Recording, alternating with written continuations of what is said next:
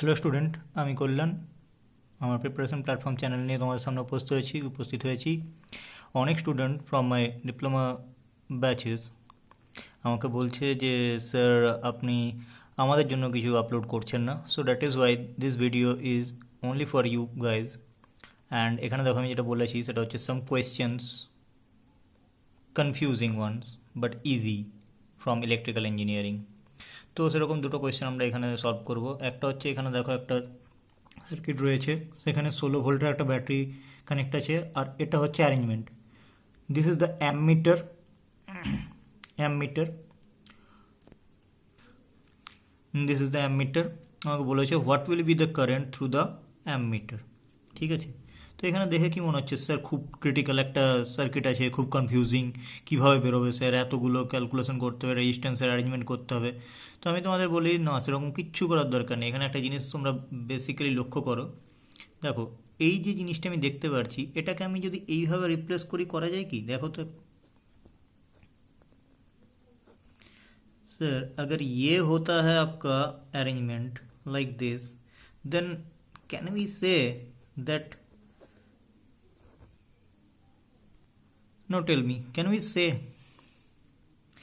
say that sir this is nothing but a balanced Wheatstone bridge? This is one is 8, this one also 8, this one also 8, this one also 8. So can we cancel this out? So this resistance will not be there.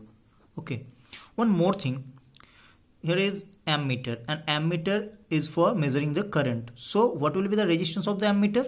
It will be sorted, right? No, the resistance of the ammeter is nearly tends to 0, so I can sort it.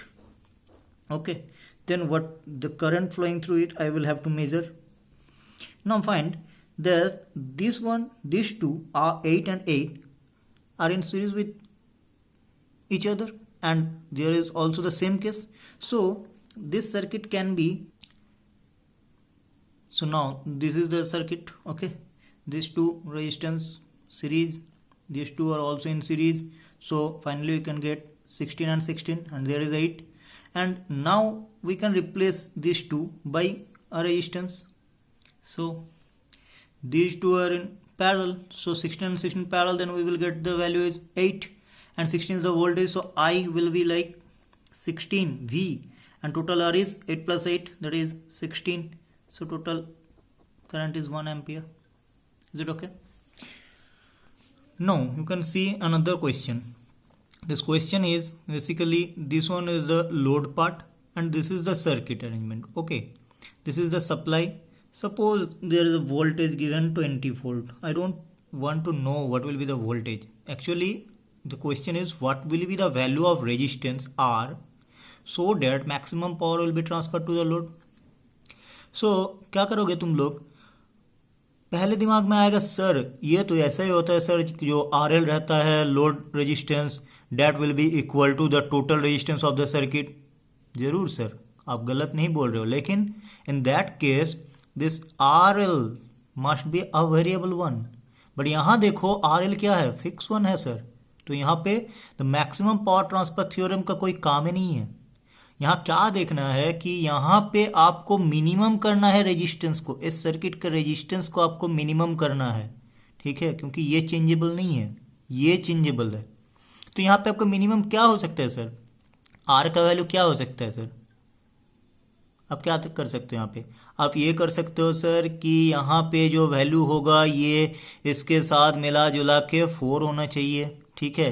या फिर अगर मैं इसको थोड़ा सा change कर देता हूँ तो और कंफ्यूजिंग हो जाएगा सर।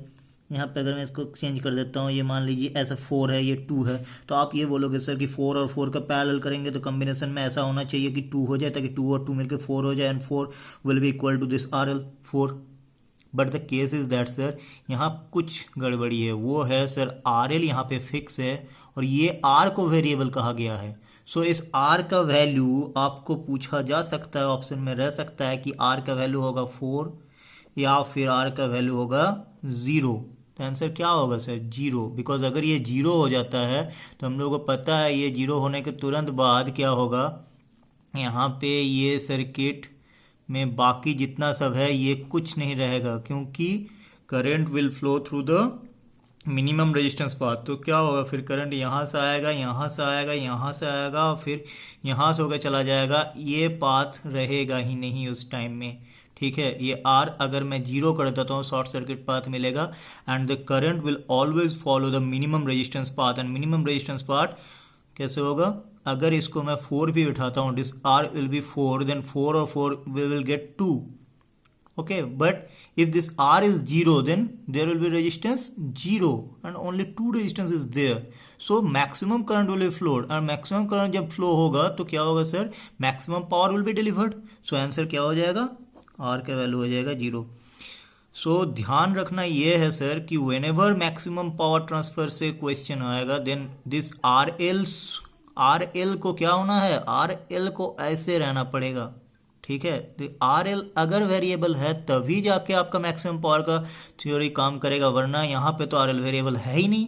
तो तुमको क्या देखना होगा कि how can the resistance of the circuit will be minimum. Okay, so the value will be, R का वैल्यू क्या होगा यहाँ पे, R विल बी 0।